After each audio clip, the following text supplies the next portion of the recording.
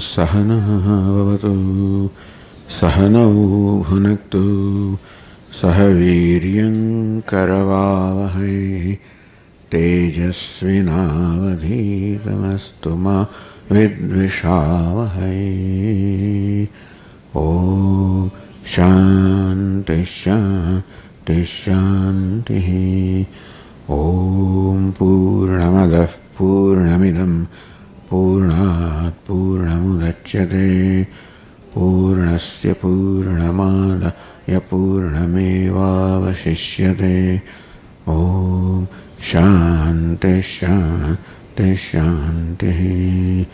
Shruti Smriti Purananam Alayam Karunalayam Namami Bhagavad Padam Shankaram Loka Shankaram Shankaram Shankaracharyam Keshavam Badarayanam Sutra Bhashya Krutau Vande Bhagavanto Vanah Punah Ishvaro Gururatmedi Murti Bheda Vibhagine Vyomavad Vyapta Dehaya Dakshinamurtaye.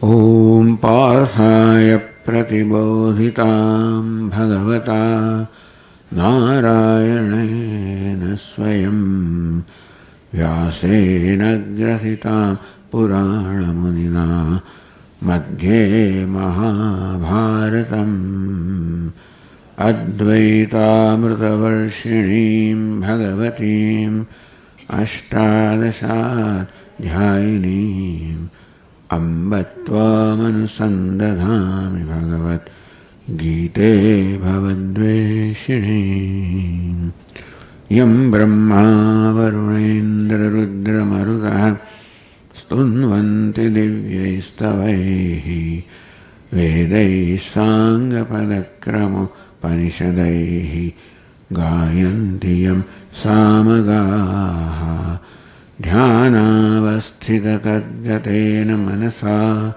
Pashyanti Yoginaha Yasyantanna Vidusura Suraganaha Devai Tasmai Namaha. Om.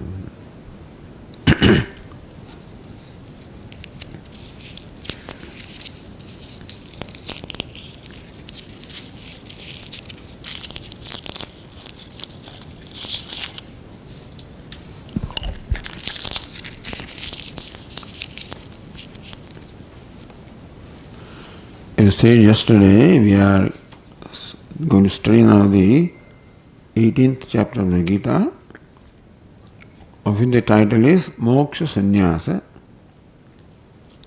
where real sannyasa is moksha, or moksha is of the nature of sannyasa. We said last night how Sanyasa, or which is translated as renunciation, is really our own nature. We said yesterday how in the deep sleep state and the dreamless sleep state, how we experience a total renunciation wherein we have let go, given up identification of everything, and in deep sleep state, I am with myself. In the waking state, I am with the world, I am with this body, with my mind, I am with many things. There is nothing wrong in being with things, but unfortunately, I habitually identify and then I take myself to the body or the mind. That is where the problem is. The problems in the waking state that we have of unhappiness, sadness, conflicts are not because that is my nature. That is the result of identifying with this body. In the deep sleep state, by default, that identification goes away and I am all by myself. And when that is so, we say yesterday how we are experiencing what is called bliss or total happiness. There is total happiness or peace in the state of deep sleep. And that experience shows that is our nature. That's what we are. So we are experiencing what is called Sanyasa in the deep sleep state. And what happens by default in the sleep state is something to be accomplished consciously, that will be the sadhana. Thus, Sanyasa Renunciation or total freedom is the nature of the self, and that is what is primarily taught in the Bhagavad Gita. Bhagavad Gita teaches us the true nature of the self. In that process also teaches us Sanyasa, which is nature of self, and Sanyasa, which is the means of that knowledge.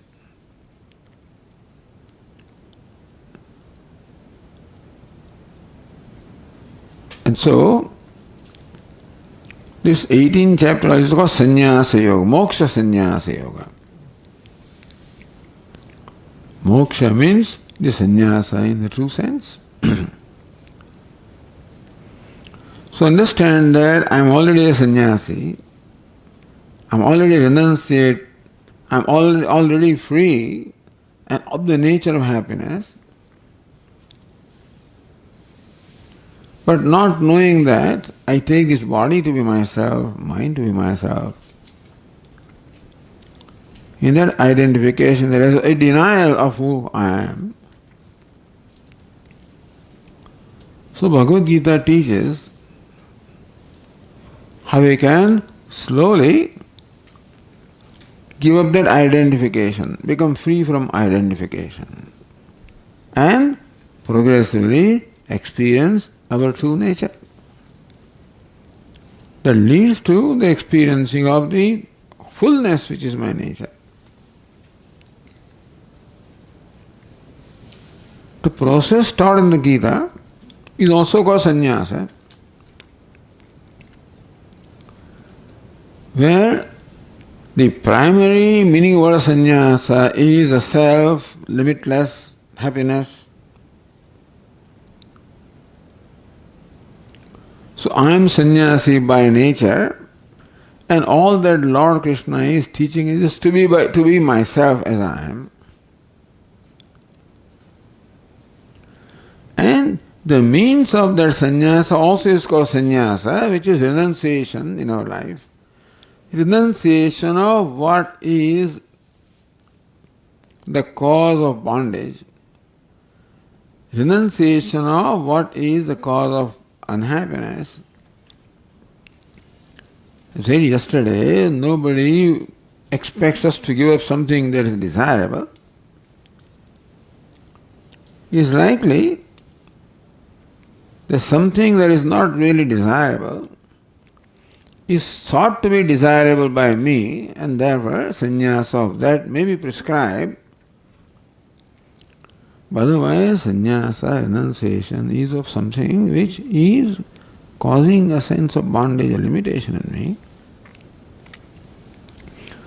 So, ultimate meaning of sannyasa is myself, or being myself, abiding myself, knowledge of myself. Self-knowledge or abidance in self-knowledge is the ultimate meaning of the word sannyasa. That's the primary meaning of sannyasa, which is what Lord Krishna teaches in the Bhagavad Gita. Then there is a lifestyle called sannyasa. Like the lifestyle of the one who is talking to you. That's the lifestyle where renunciate who has renounced things. In Vedas, The renunciation is primarily the renunciation of all the duties and responsibilities. Sounds good, isn't it?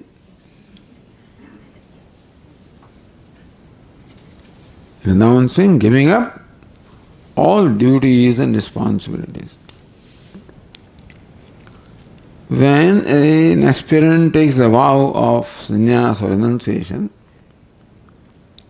he says, I give up all my duties, I give up all my responsibilities. At the same time, he also gives up all the rights also. No duties, no rights, no claims. From now on, I have no claim on anybody. Meaning that a renunciate is ideally a non-demanding person. Doesn't make demand upon anybody. Gives up all expectations and demands. So ideally, a renunciate is a non-demanding person. That is a frame of mind which is conducive to knowing the self that is non-demanding. How do we say self? Because our self is complete, whole and complete. I am whole and complete by nature. Therefore I am free from needs actually. There cannot be needs in that which is complete or whole. So by nature I am whole and therefore by nature I am free from all needs and therefore free from all demands and expectations. That's my nature. Therefore, a lifestyle which is free from demands and expectation becomes a means of owning up myself who is absolutely free from demands and expectations. Therefore, there is sannyasa, that is the lifestyle. You may feel that this is very convenient to give up all duties and responsibilities. But no, the worldly duties and responsibilities are given up. And this aspirant now takes up a more important duty, and that is to be devoted to, committed to the pursuit of knowledge. So this sannyasa renunciation, which is a way of life, the ultimate sannyasa is my being, spontaneously my nature. To attain that nature, I become a deliberate person so that ultimately I attain a state where I become one with my nature. Right now, demanding, expectations, etc. are already there in my nature. So I give them up. So sannyasa, which is a lifestyle adopted for the pursuit of knowledge, which is of the nature of listening to the unfoldment of scriptures at the feet of the teacher. Therefore, Vedas prescribe that one should not deliberate upon the self or Atma on one's own. It should be done under the guidance of a competent teacher. Meaning that now, having given up all worldly duties and responsibilities, he takes upon himself or herself this lifestyle where he devotes himself to the study of the scriptures or contemplation upon the nature of self. To know anything, we should contemplate upon that thing. A scientist also contemplates upon what it is that he is investigating, and that's how ultimately knowledge takes place. So knowledge is a result of contemplation, deliberation upon nature of what it is. So what is this object? When he inquires, in course of time he comes to understand what it is. So what is the nature of self? That is the process of deliberating upon the nature of self with the help of the scriptures from the teacher. That is called Shravanam, listening to the teacher, followed by Mananam, reflection on what I listened to, Vididhyasanam, meditation upon the self. There is sannyasa as a lifestyle which is exclusively devoted to the pursuit of knowledge. The reason why those responsibilities or worldly duties are given up is not to become an irresponsible person. The worldly responsibilities are given up because a greater responsibility is taken in terms of being devoted to the deliberation or contemplation upon the self. That is the sannyasa of second level. Third level of sannyasa is when you are active, when you are performing your duties, responsibilities, living your life. Then also you can be a sannyasi in a secondary sense. There, sannyasa is not giving up the action, not giving up duties, performing duties, but giving up something. Sannyasa means giving up something, renouncing something. Whereas this sannyasi is called a vividisha sannyasi, one who has taken up sannyasa for pursuit of knowledge, has given up all his duties. But the one is performing the duties also can be called a sannyasi. When he does not give up duty, but gives up the expectation of all personal reward as a result of performing action.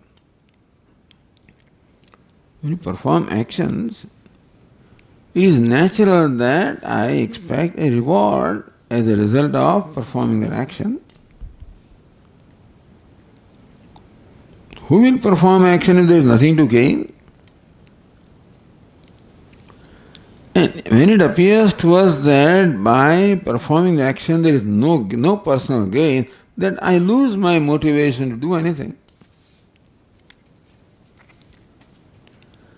That is what happened to Arjuna also before beginning this battle.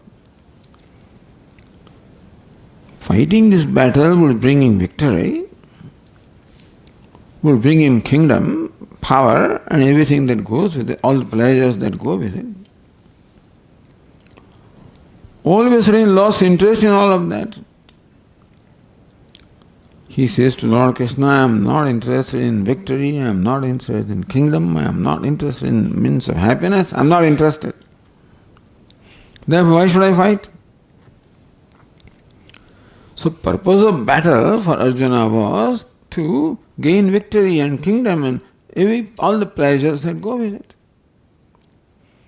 He lost interest in this, then he found no motivation in performing action. So he says, I will not fight this battle.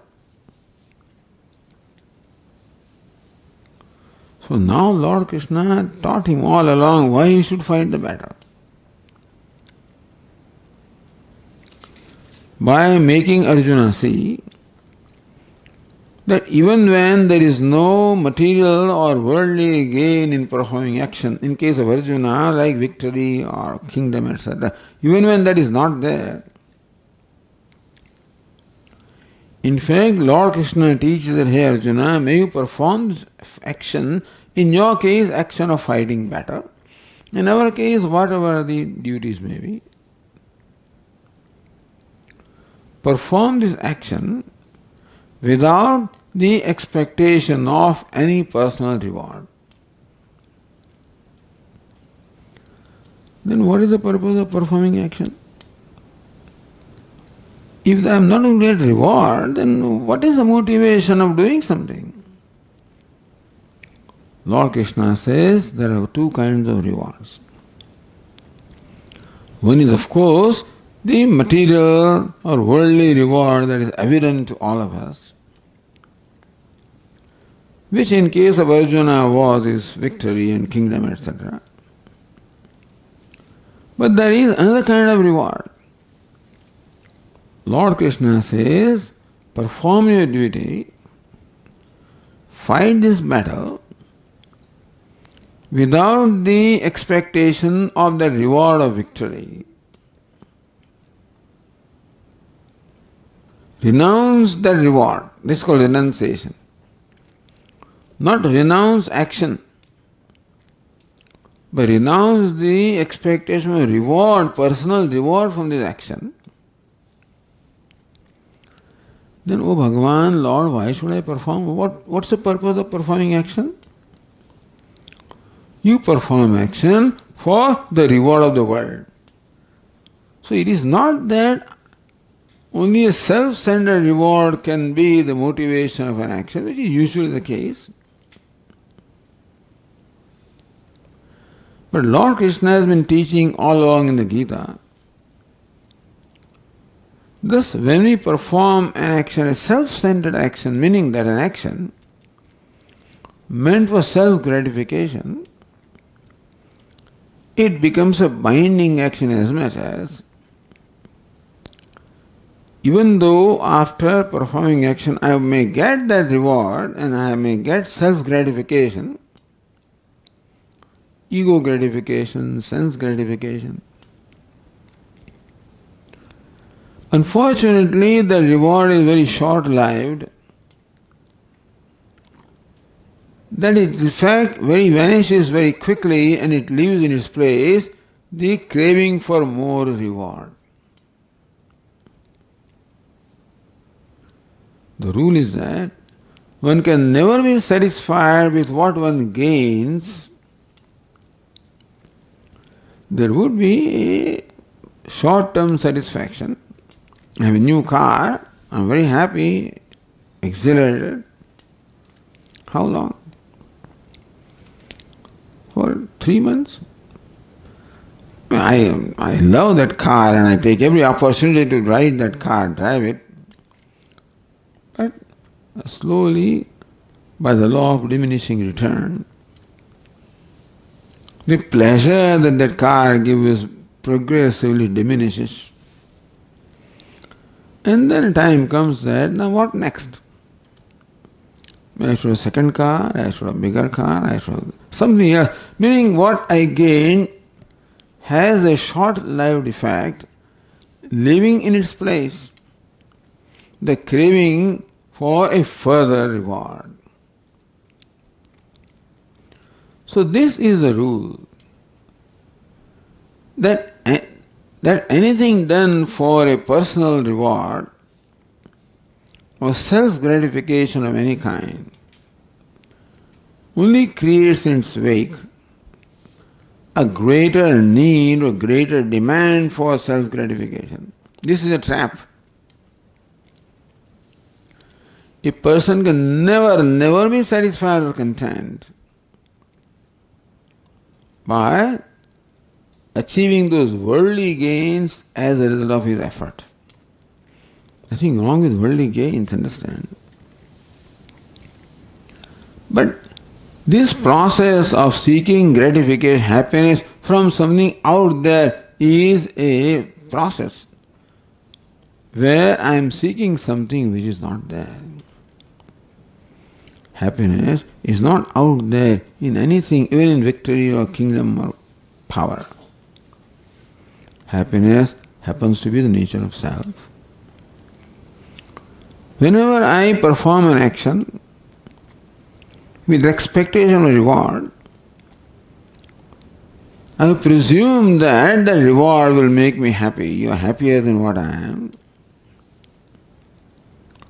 With the presumption that happiness has to come from outside, from something else. This basic assumption is wrong. And this whole process of seeking gratification outside deprives me, unfortunately, of the gratification that I could have had from myself. And these two things cannot go together. Therefore, in order to attain or achieve this gratification or happiness from myself,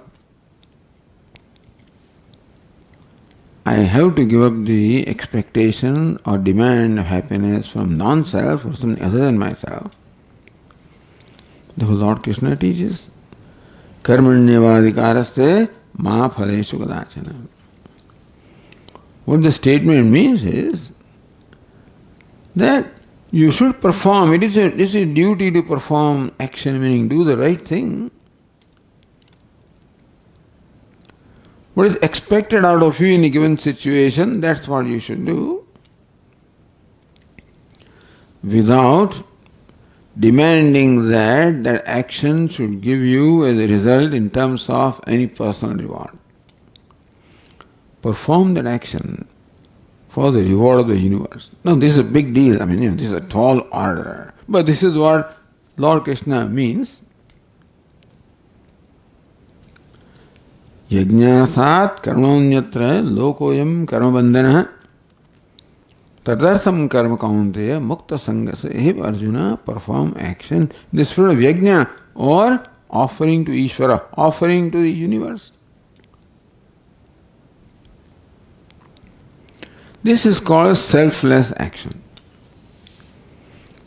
Action is not likely to be completely selfless when we stop. But then, that is my value. That I do something not simply for my personal benefit. Let there be room for others also in my life. May stretch my ego to include others. Is a process of including others. Well, when you get married and you have family, you are already including those members of family, which is good. But what Lord Krishna would want, that even that is not adequate. Stretch out and include others. When you perform an action, you will get greater joy the more you include others. So this is karma yoga. What is yoga? Yoga is performing action with this attitude that may this action bring happiness to, well, whatever thing I can think of, ideally may it bring happiness to the whole universe. But that's a tall order.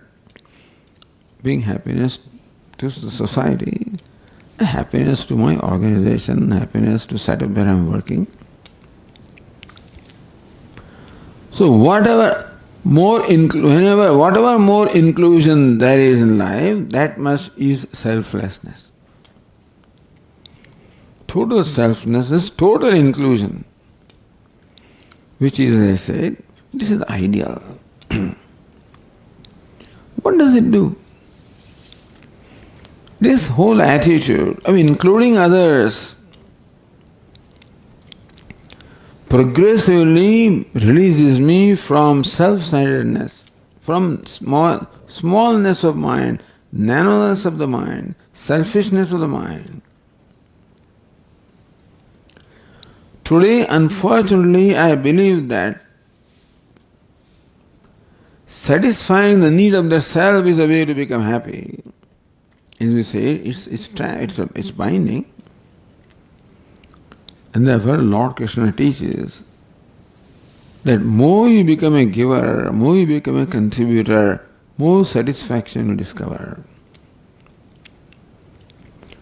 More the spirit of offering. So may you perform an action as an offering to whatever cause that is dear to you.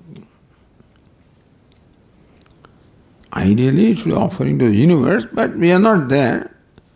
But let there be offering for whatever cause. Suppose you have a cause in terms of serving the poor, serving the needy, serving the people who are suffering,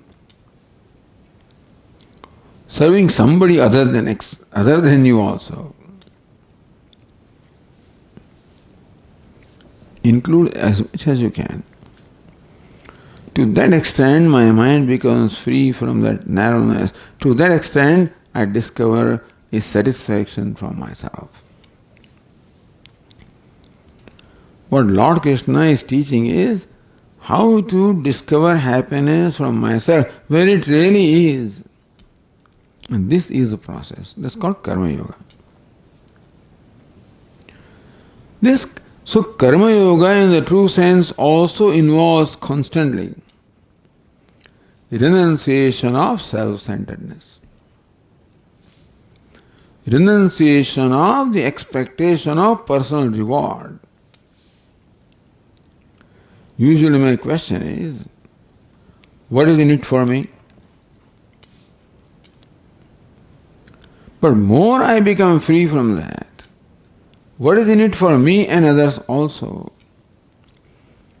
Lord Krishna says that we discover a greater and greater contentment, satisfaction from ourselves. That very action will create satisfaction. I won't need to wait until the result. That process itself gives me happiness. So karma yoga is performing karma for the love of karma. That this is an opportunity for me to do something where I can contribute. That I recognize myself as a part of the scheme. Now, whatever wider scheme I can visualize. Ideally, I am the part of a universal scheme, but that may be too vast to visualize. But I see myself as a part of my organization, part of the society, part of the country, part of some larger scheme of things, which I am. And the actions are offered to that larger scheme of things.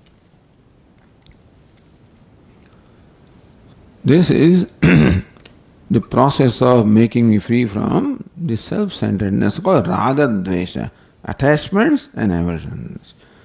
The raga dvesha or attachment, both are expression of self-centeredness. So purification of mind.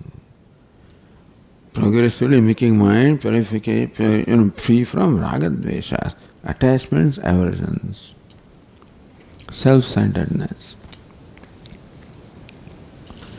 So this is to be done before I pursue the knowledge of the self that is all-inclusive. It happens that my self is all-inclusive. To know that self or even deliberate upon the self, I should relatively become inclusive. I cannot be a narrow-minded person and hope to contemplate upon self that is all-inclusive. By nature, we happen to be all-inclusive. Atma, that which pervades everything, is called the self. Therefore, the Lord Krishna prescribes as a preparation to that sannyasa. This is Vividisha sannyasa, is second level of sannyasa. First level of sannyasa is knowledge of the self, abiding in the self. Second level of sannyasa, the life of renunciation, which is adopted for pursuit of knowledge.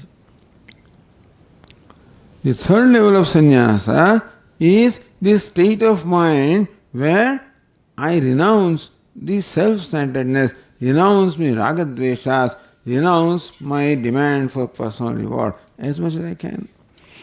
So, even for a householder, even for a person who is doing the worldly activities, renunciation is involved if that action is performed in the spirit of yoga. So, Lord Krishna calls him also a sannyasi. Anashritah karma phalam karyam karma karodihah sa sannyasi cha yogi cha niragna chakriyah. The first verse of the 6th chapter of the Gita, the Lord Krishna says, Anashritah karma phalam. One who performs his duty without the expectation of personal reward. Understand that when action is performed, the outcome will be there. Not that karma yogi performs action without any purpose. No, there is always a purpose in performing action. When action is performed, there is outcome also. It's the question of my relationship with the outcome, not the absence of outcome, how I relate to the outcome.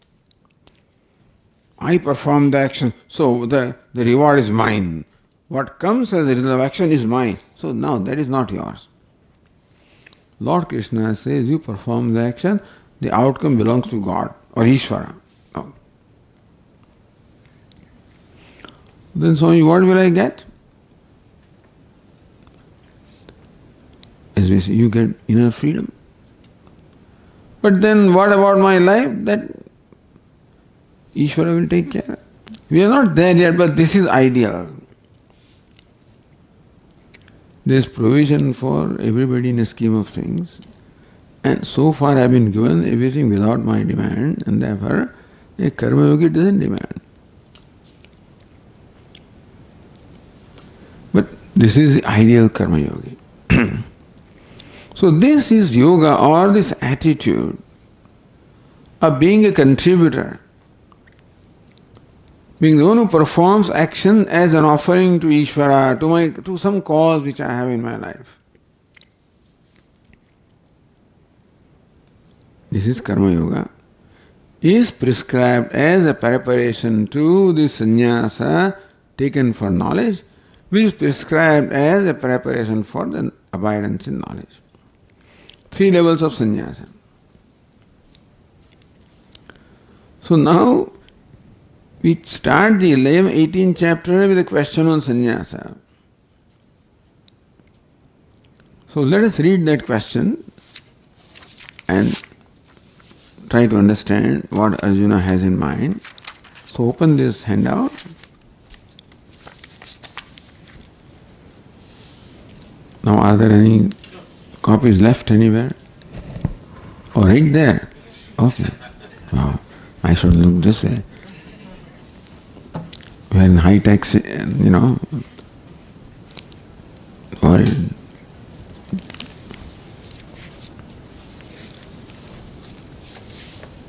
So this has become redundant. But I still need it because I look in this direction. So let me read and you please repeat. I will recite, you repeat after me. Arjuna uvacha Sanyasasya mahabaho Tattvamichhami veditum Tyagasya charushikesha Prathakkeshi nishudana.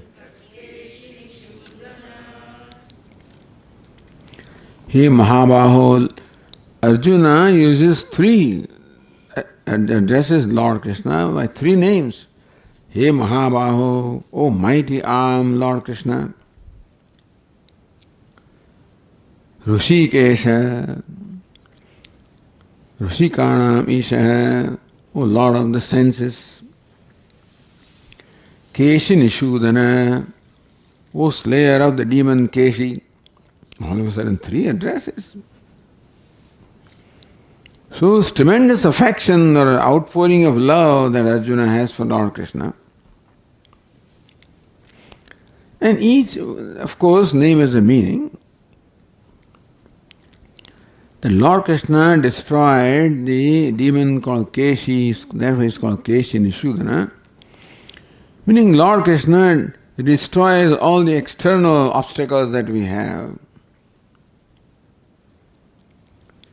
He is Rishikesha, he is Lord of senses, that means he is my indwelling self, knows exactly what is in my mind and what I need.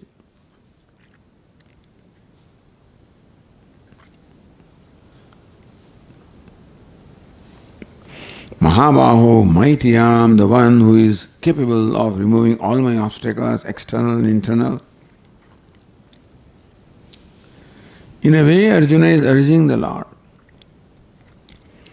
please remove all the obstacles, external and internal, which stand in my way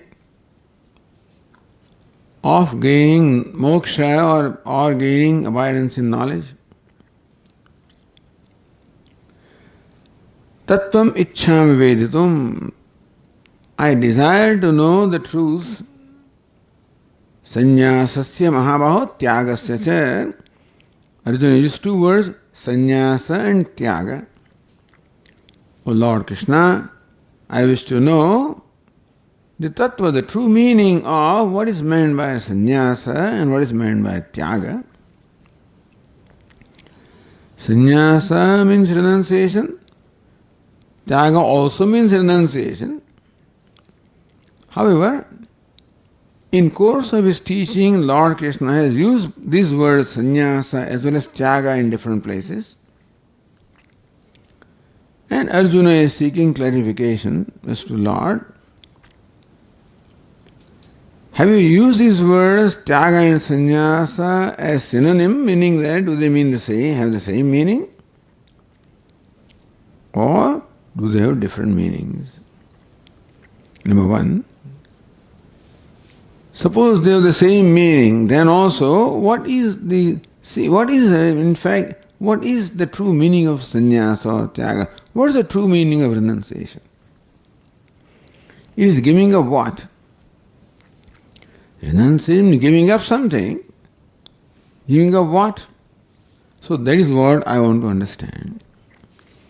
So this is how the 18th chapter starts with the question of Arjuna. And in second verse, Lord Krishna replies Arjuna's question. So let us read the second verse. Shri Bhagavan Uvacha Kamyanam Karmananyasam Sanyasam Kavayo Viduhu Sarva Karma Phalatyagam Prahustyagam Vichakshana.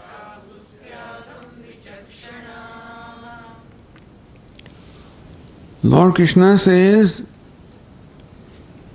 that there is no real difference between sannyasa and tyaga.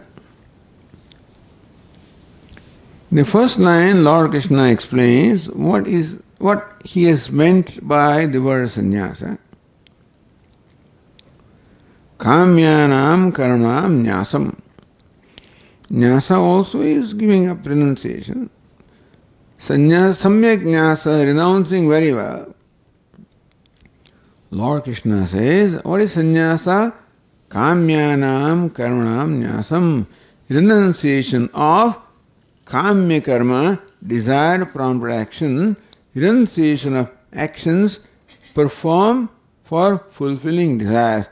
Giving up those actions is called sannyasa. What is tyaga? Sarva karma phalatyagam prahustyagam vichakshanaha. Vichakshanaha, the wise people. First line is kavayaha, which also means wise. Second line is vichakshana, also means wise. Why say that? What is tyaga? The karma, the renunciation of karma phala, renunciation of the result of the action is called tyaga. Renunciation of all desire-prompted actions is called tyaga. So when you think about these definitions, you find that they are not essentially different from each other. What both of them involve is giving up of the expectation of karma phala or personal reward. Lord Krishna says, whether we call it sannyasa or tyaga, the meaning is the same. It is giving up karma phala, giving up the result of the action. Now how can you give up the result of action? When you perform the action, the result will be there. So what is to be given up? The ownership of the result. When I perform the action, I say, I have done this is mine. So when I perform an action, the reward comes. I claim the ownership of the reward because I have performed the action. Lord Krishna says, no. You perform the action, the reward belongs to me, to Ishvara. Now this is a very difficult equation. I do things, then you get the reward. Lord Krishna says, yes. I am the owner of the reward.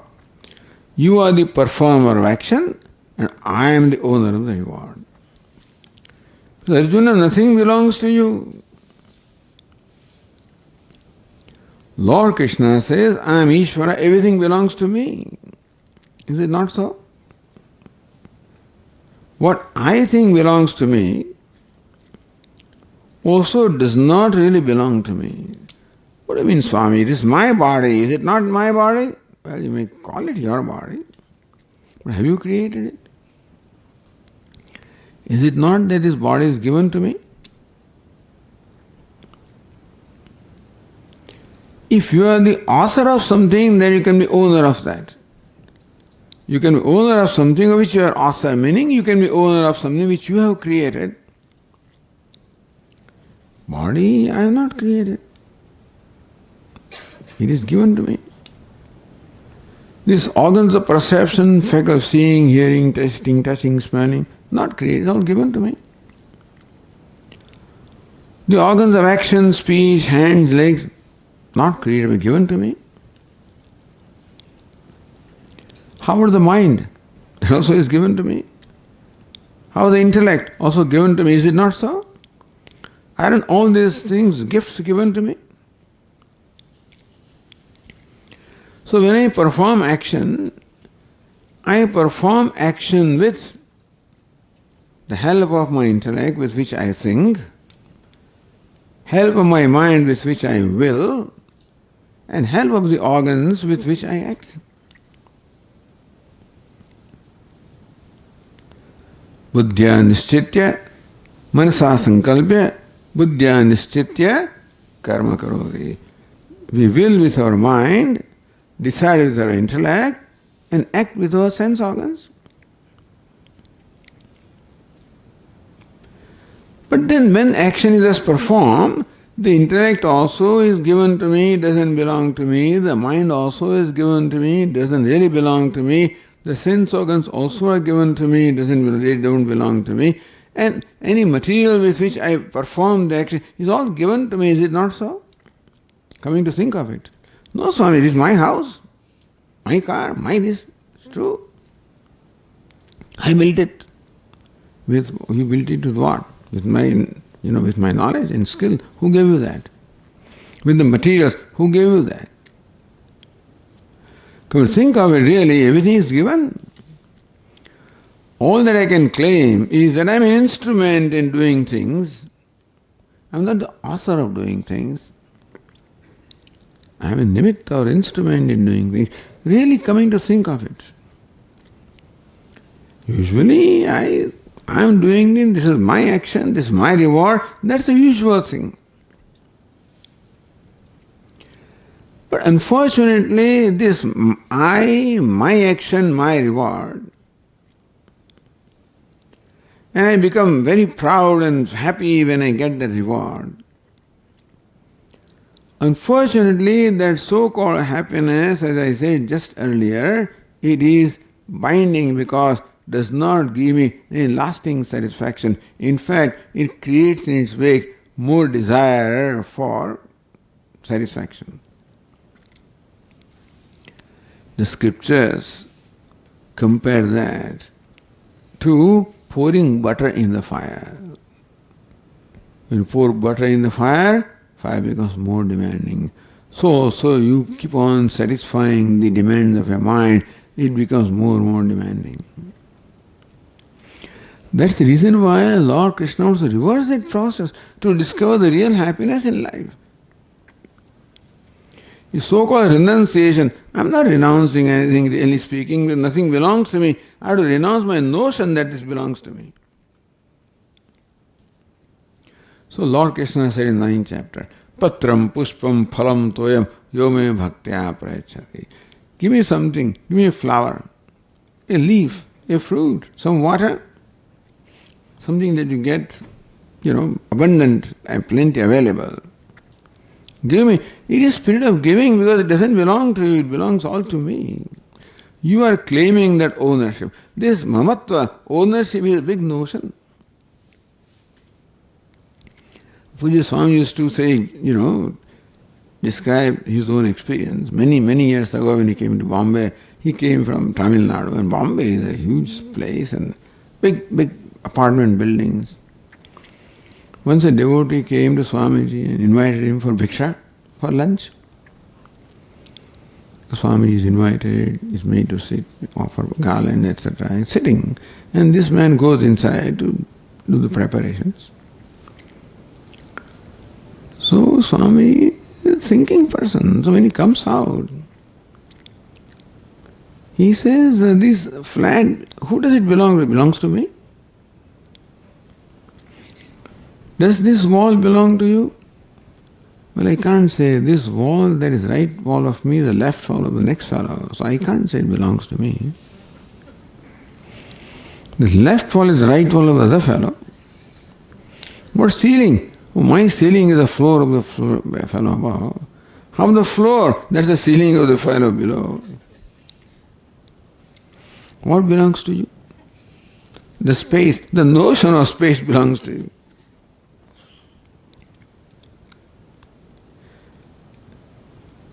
I'm not suggesting that you give up things, but I'm suggesting that let us understand and have the right attitude. We are not prevented from, from using things or prevented from, using them, enjoying them. Prevented to give up, we are asked to or made to see the realities of life, that is my ownership is a notion. That this is karma I perform. You perform that karma with the knowledge and the intellect given to you. You perform karma with the will in the mind that is given to you. You perform karma with the skills that are in the sense organs and mind given to you. You perform karma with all the other materials given to you. They all belong to Ishvara. Therefore, the outcome also belongs to Ishvara. Is it not so? It's a practical thing. Therefore, have no claim of ownership as far as the result of the action is concerned, because the owner is Ishvara and therefore result belongs to him. Karmanyeva adhikaraste ma phaleshu kadachana.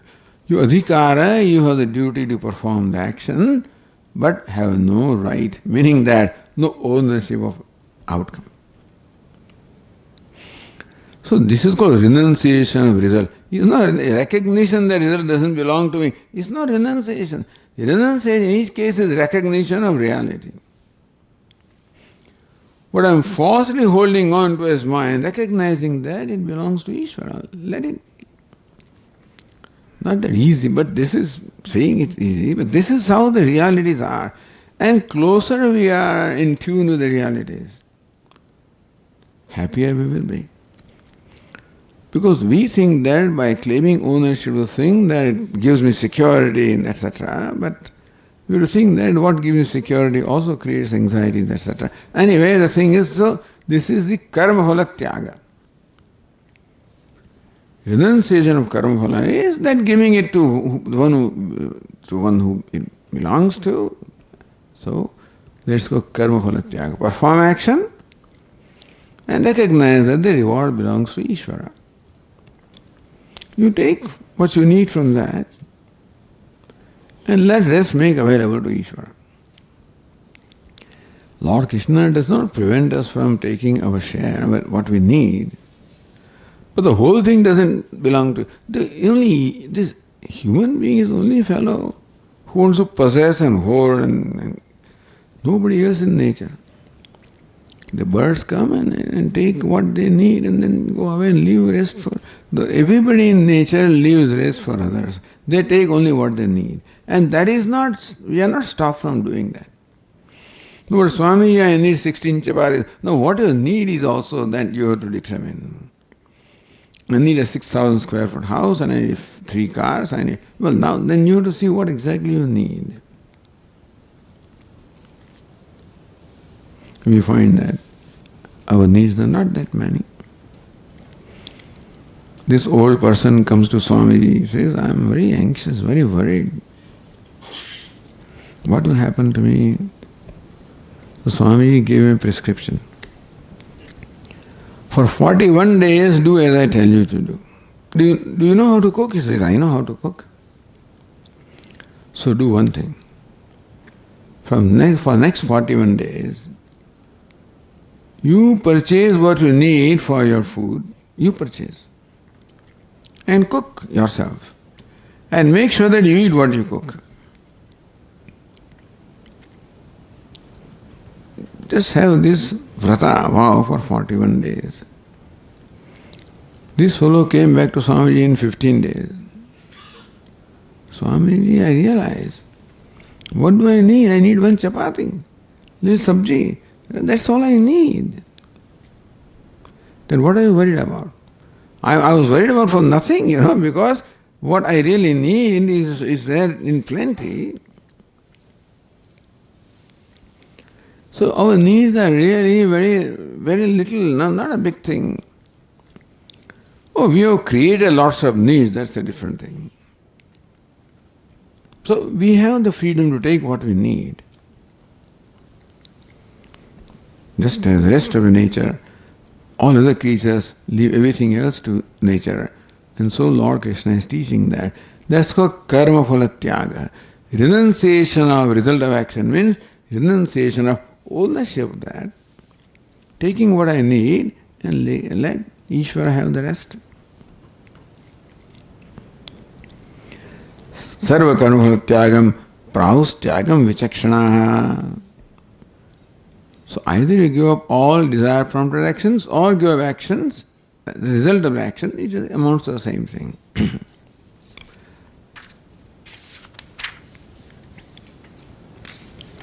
Having now said, because Arjuna wanted to know what is the real truth involved, what's the real meaning involved in sannyasa and tyaga? So Lord Krishna now proceeds to explain that giving up something, giving up karma is generally called sannyasa. But now Lord Krishna proceeds to explain to Arjuna the real nature of this renunciation.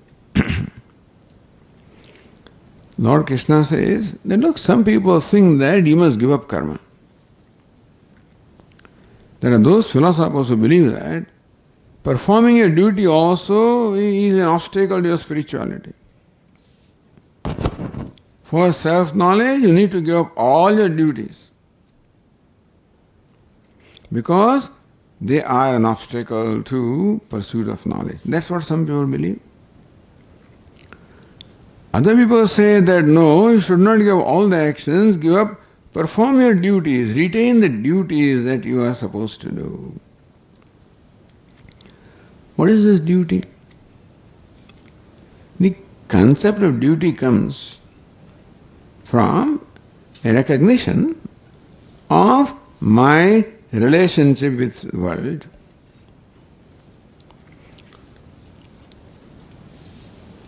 So Vedas ask us to recognize this. To look, I am what I am on account of the contribution that I am receiving from the rest of the world. That I breathe air or that I walk on the earth, or that I occupy space, etc. is all very clear. But even more than that, first obligation I have is to my parents and the ancestors who have given me this body and culture and raised me, and I am what I am because of them. Second debt I have is towards my teachers and sages who have given me the knowledge, who created a storehouse of knowledge and then imparted knowledge to me. I am also indebted to all the natural forces called devatas because the sun illumines my path and enables me to see. The earth supports me and gives me food. The air sustains my life.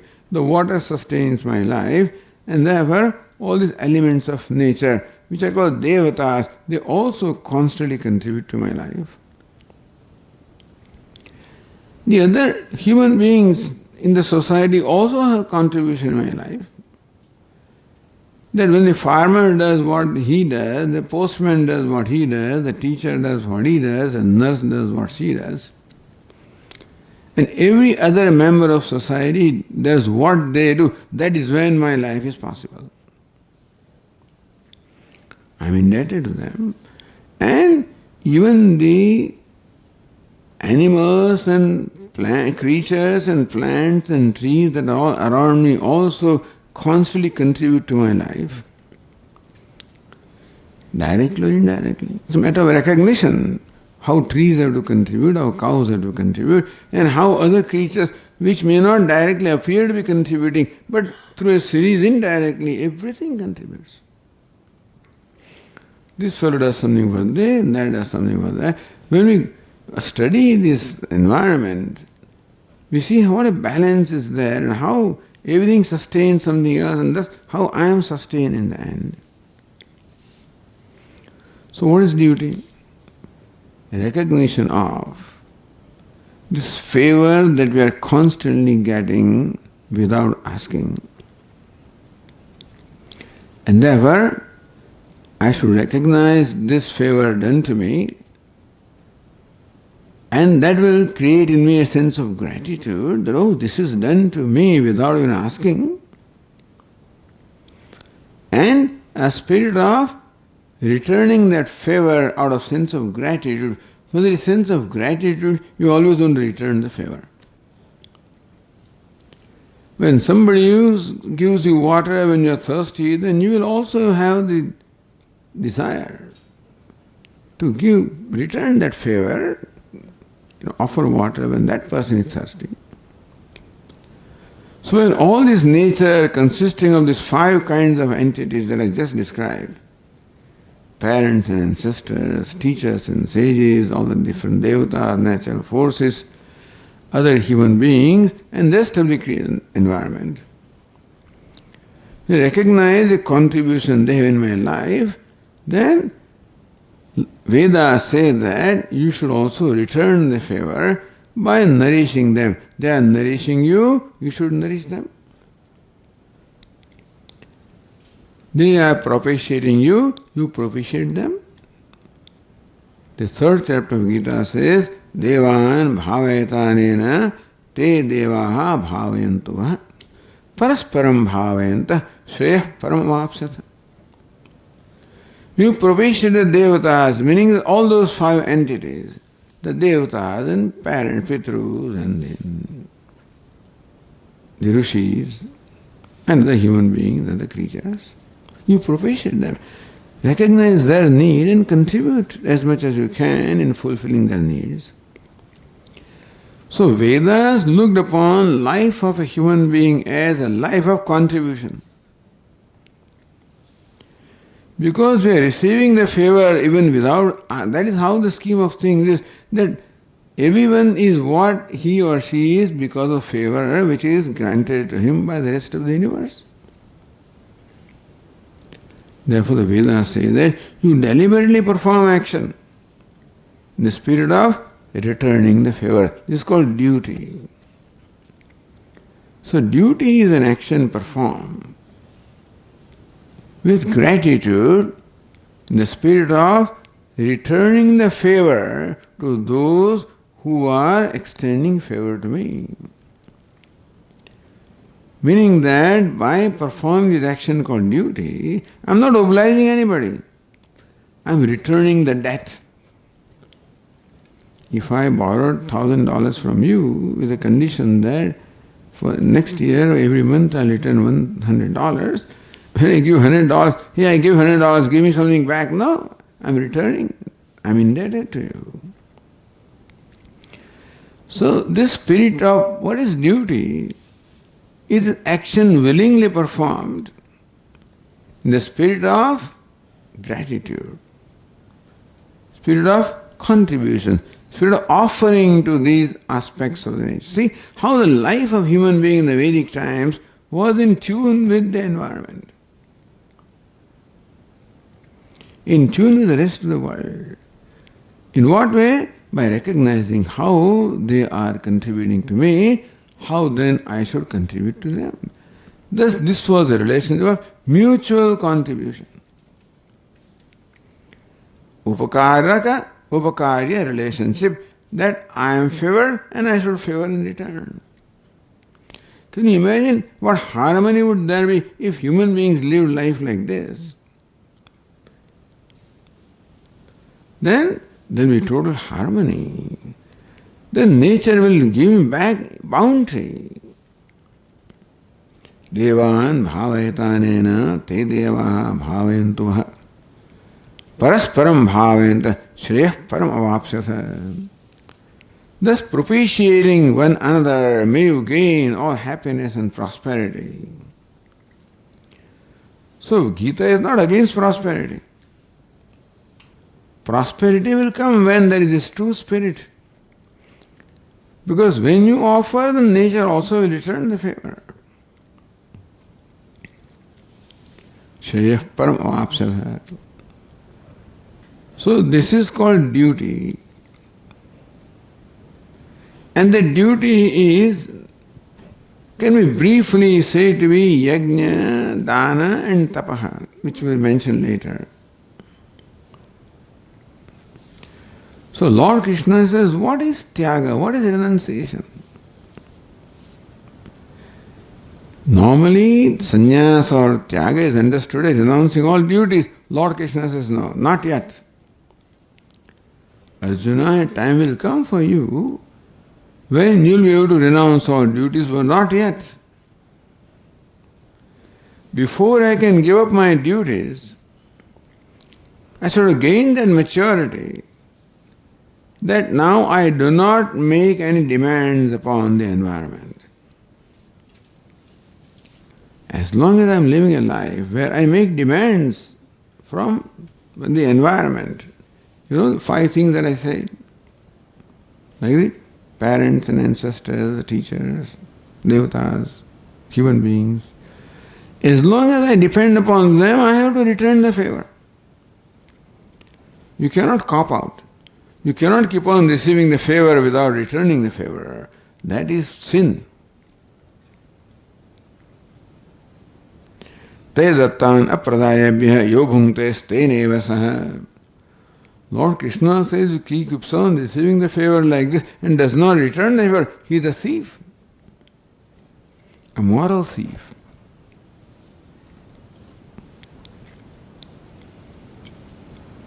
So thus living a conscientious life. And this is a life which is for myself, my growth. This very attitude of returning the favor, this attitude of duty is attitude of renunciation. Because my duty becomes your right and your duty becomes my right. That's the principle of duty. When I have duty towards my parents, then my duty becomes their right. Duty towards society, my duty becomes right of the society. I'm granting you the right. You don't have to demand the right. In duties, the rights are automatically taken care of. Therefore, it's a society based on duty where rights are automatically taken care of. In society based on right, there is right, meaning there is demand, there is going to be conflict. When you demand, conflict. When you give, harmony. So this was a harmonious way of life that was taught by the Vedas. And that's what Lord Krishna is referring to here. That even this also involves renunciation. That you are renouncing your demands, renouncing your rights and fulfilling rights of others. So even in performing duty also renunciation is involved. Because when I serve my parents, their needs become primary, my needs become secondary. In performing duty, more often than not, it will be necessary that I must set aside my need to fulfill. Everybody knows that.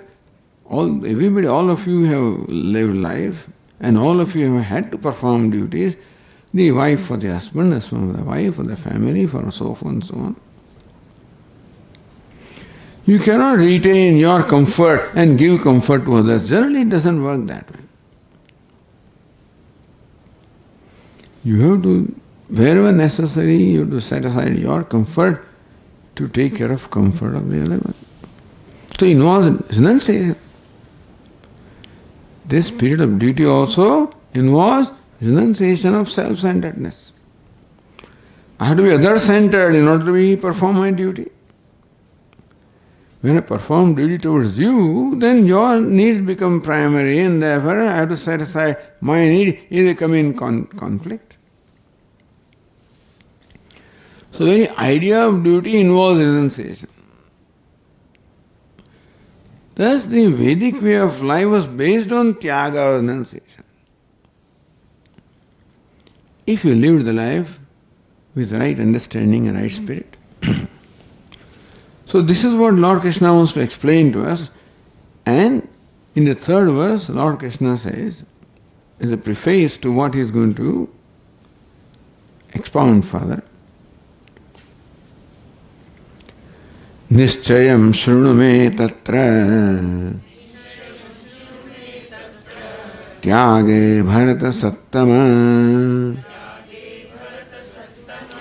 tyago hi purusha vyaghra trividas samprakirtitah.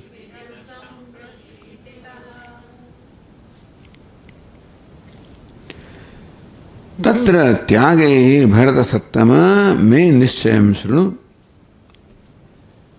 He Bharata Sattama, or best among the Bharatas.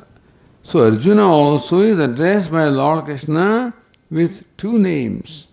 Bharata Sattama, the best among the Bharatas, because Arjuna belonged to the Bharata Vangsha.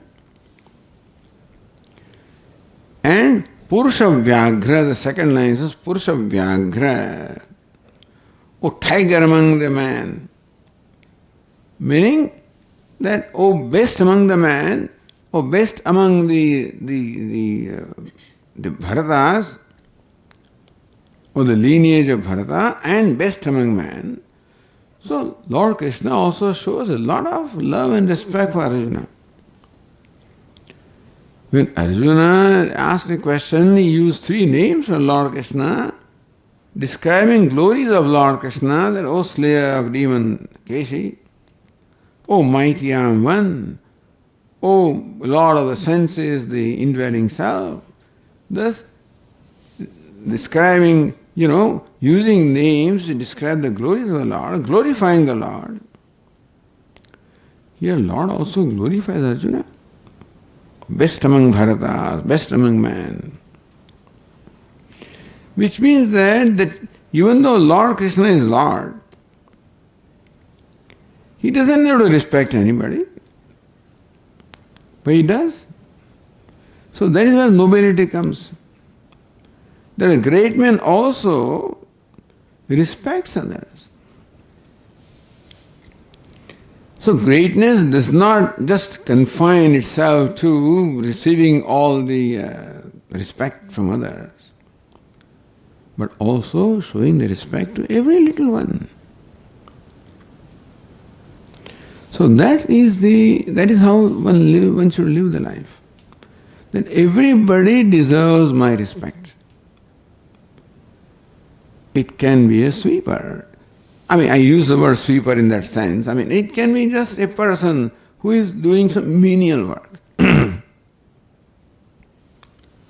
Or a person is a chief executive, CEO, or MD, or minister, or prime minister.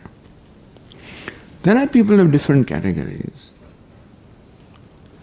But just showing respect. I was reading one book, Art of Happiness, written by some American author describing Dalai Lama. And they were visiting somebody, so they came to the ground floor and waiting for the elevator to come. And a maid servant came and this Dalai Lama looked at her and smiled so lovingly. She was so pleased. Means that such a great person as Dalai Lama also shows love and respect for what the world may consider as a lowly person, which nobody is. So here Lord Krishna addresses Arjuna also and glorifies him because he is a glorious person, he is not an ordinary person. Bharata Sattama, the best among Bharata, shows that by lineage also he is very exalted because he has inherited that quality because he is born in that lineage. And Purusha Vyagra, that shows his own courage and Purushartha, thereby he established himself as best among the human beings. Tyago hi Purusha Vyagra Trividaha Samprakirtidaha. Call it Tyaga or Sanyasa Renunciation. Here Arjuna, renunciation is also classified in three ways. Just giving up something is renunciation, all right. But there is a spirit behind the renunciation. The renunciation which helps you grow. There can be renunciation which helps you escape also. You give up things either to grow or give up things either to escape. So outwardly, in the form, it may be giving up something. But here Arjuna, as far as the spirit is concerned, that outward act of giving up may be accompanied with three kinds of spirits. So Lord Krishna now describes the Tyaga or Sanyasa threefold. Trividaha Samprakirtidaha. The renunciation is indeed stated as threefold. But before describing the threefold renunciation, Lord Krishna answers one point that was raised earlier. There are those who say that you should even give up all your duties because performing any action is an obstacle to your spiritual progress. That's what they see. They think. Whereas Lord Krishna wants to say that action can become a means of a spiritual progress when that action is performed with the right attitude. So that's one of the important teachings of the Gita. So, keeping that in mind, the next verse is stated here. So let us read that verse also. Yajnadana tapah karma natyajyam karyameva tata yajno danam tapaschaiva pavanani manishinam.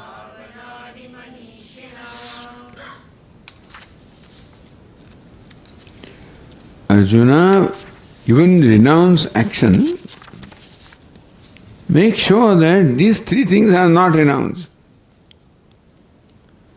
These three things are not given up. Yajnaha, danam, tapaha. So these are, all the duties of a householder are summarized in these three. The householder performs many duties. We say fivefold duties are there: duty towards parents, and duty towards devatas, and duty towards society. All those duties can be summarized into these three: yajna, dana, tapaha. Yajna is generally translated as sacrifice. Danam as charity, tapaha as austerity. That is, yajna means act of worship. Yajna, danam, tapaha. Yajna, worship. Danam, charity. Tapaha, penance or austerity. These three things should not be given up. that these three things should be there in the life of a human being. There must be worship. In whatever form, worship must be there. Worship to Ishvara, worship to Devatas is worship of Ishvara. When you worship the sun or earth or any element like that, Devatas, ultimately they are manifest of Ishvara and therefore worship of Ishvara. And today when you worship even little Thakurji, little Lord Krishna or Shiva, Lord Shiva, is also worship of Ishvara, Yajna. Traditionally, Yajna means a sacrificial ritual. When fire is kindled in an altar and Devata is invoked in that fire and offering is made, so even though it looks like we are putting something in fire, it is not something that is put in fire to burn, it is an offering to Devatas who is invoked in that fire. So Yajna means this offering, but now we may not be performing those kind of yajnas these days because now things have changed. In the Vedic times, yajna was a means of worship. Worshipping Devatas. How do you worship Devata? You invoke the Devata. You light the fire, kindle the fire, invoke the Devatas. You invoke, say, Devata called Indra. Then say, Indraya Swaha. You seem to be throwing that material in fire, but really you are offering it to Indra in the form of that fire. Now Indra is there in the form of fire. Indraya Swaha. Prajapate Swaha. Suryaya Swaha. Etc. Today you may offer your Naivedya, etc. to your little Krishna. Samagri you make and then offer the Naivedya. Or to Lord Shiva, or to your Ishta Devata. So yajna can be presently translated as the worship performed to our Ishta Devata, chosen deity. Swami, I don't, that doesn't do anything to me. But there is some altar in your life which you can worship. Altar can be in the form of this Devata. Altar can be some other cause. Altar can be serving the needy, serving in some form or the other. But that worship to what you consider Ishvara. Swami, I look upon these poor people as Ishvara. I look upon this suffering as Ishvara. I look upon the downtrodden as Ishvara. I look upon so and so as Ishvara. What do I look upon? Worshipping Ishvara. Dhanam, charity. Share with others. God has given you more than what I need and I share it with those who are needy. So sharing what I have with the needy is called charity. See, this was prescribed for everybody. And tapa, austerity. My own life is simple. Austere life. As less demanding as I can. I consume the minimum. That's called austerity. I give out the maximum. That's called charity. And also, I seek the grace of Lord. We always need the grace of Ishvara. However, worshipping Ishvara is for acquiring grace of Ishvara and recognition that Ishvara has given me more than I need, therefore sharing with those who are needy, and that I should live a life where I consume as little as I can. That's called tapas or austerity. So you can see how this life is prescribed in harmony with the universe. The Vedic prescription of life is to live a life in harmony with the universe. So Lord Krishna says that even though some people say that if you give up all your duties, my conviction is that these three, meaning your daily duties, should not be given up. Because Yajño dhanam tapasseva pavanani manishanam, because these purify your mind. These acts of worship, act of charity, and act of austerity or penance are a means of self-purification. purification of mind, therefore, this should not be given up. So we'll continue our talk from this point tomorrow.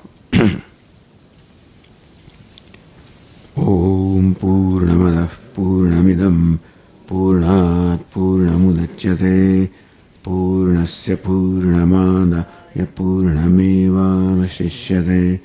Om Shanti Shanti Shanti. Shankaram Shankaracharyam Keshavam Badarayanam Sutra Bhashya Krutau Vande Bhagavantau Punah Punah. Ishvaro Gururatmedi Murti Bheda Vibhagine Vyomavad Vyapta Dehaya Dakshinamurtaye Namaha. Om Shanti Shanti Shanti. Hari Om. Hari Om.